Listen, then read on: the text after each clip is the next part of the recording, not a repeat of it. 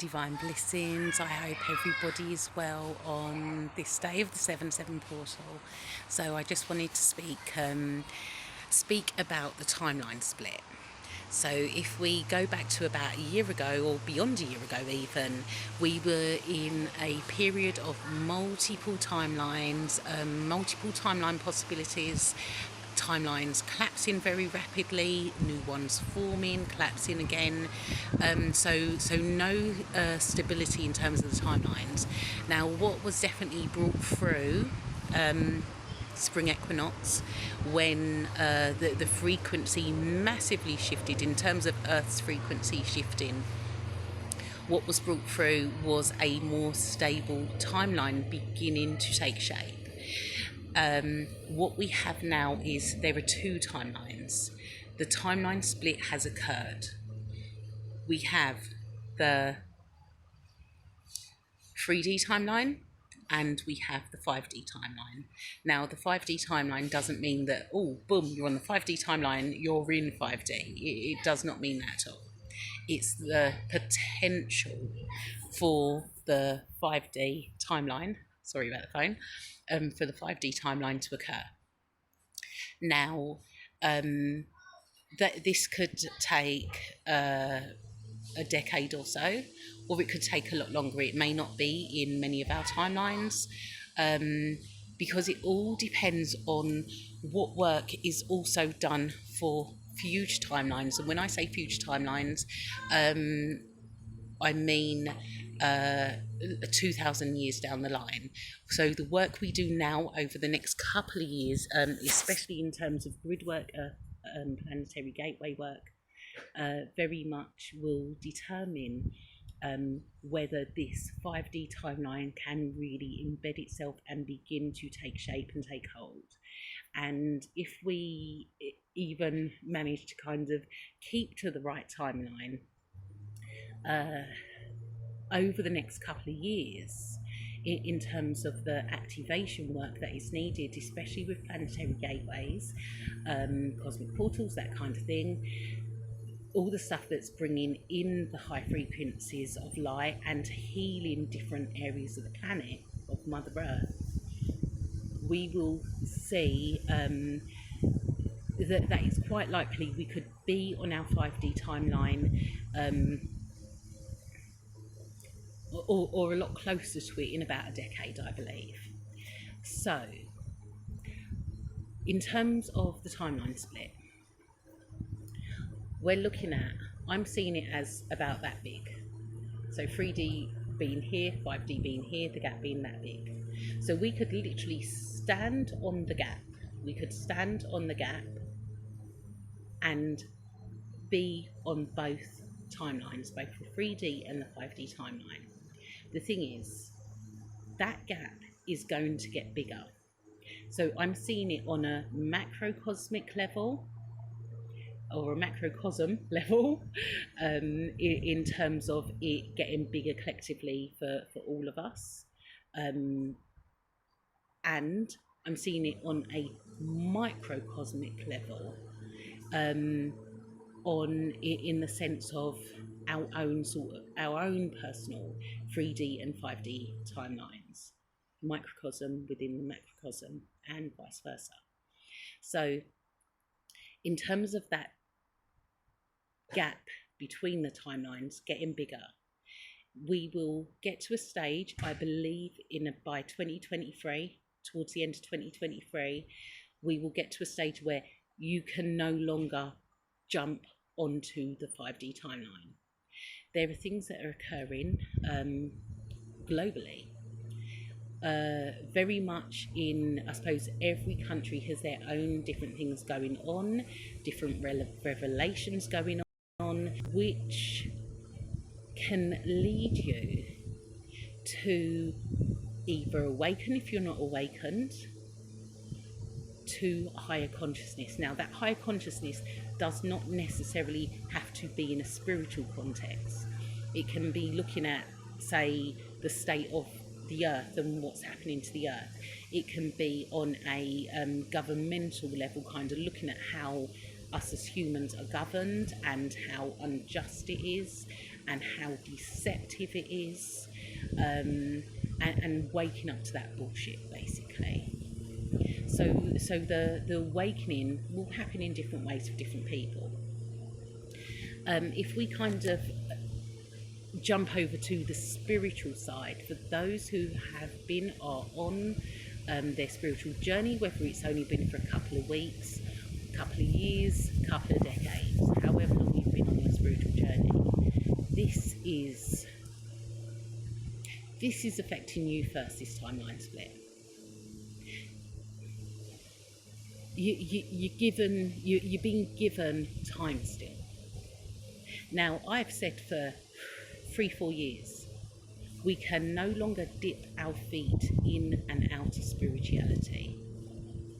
That includes your truth. Because your truth energy, throat chakra energies, is the 5D energy, the Christ consciousness energy, the Krishna consciousness, cosmic consciousness. That is that energy. Your truth is so vitally important at this time.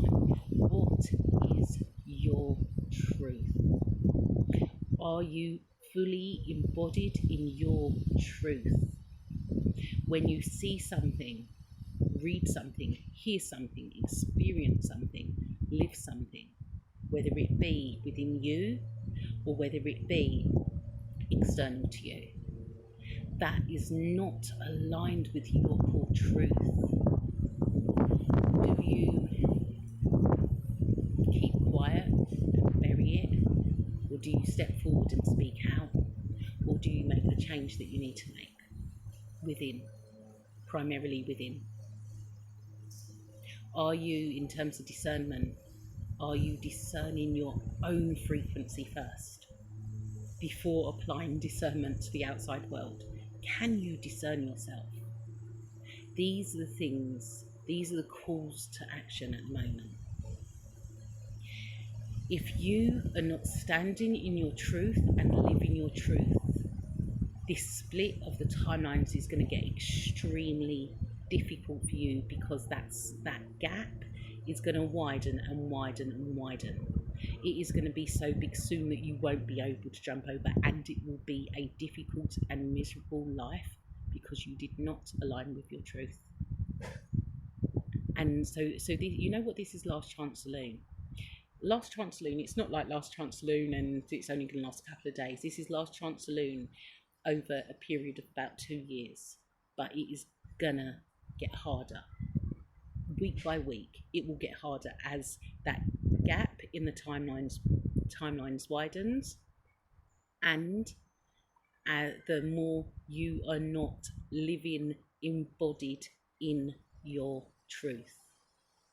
One of the things that I've been saying since last year is, if Christ consciousness cannot take hold in the throat chakra of the earth, apply the throat chakra of the earth to yourself, it cannot take hold anywhere.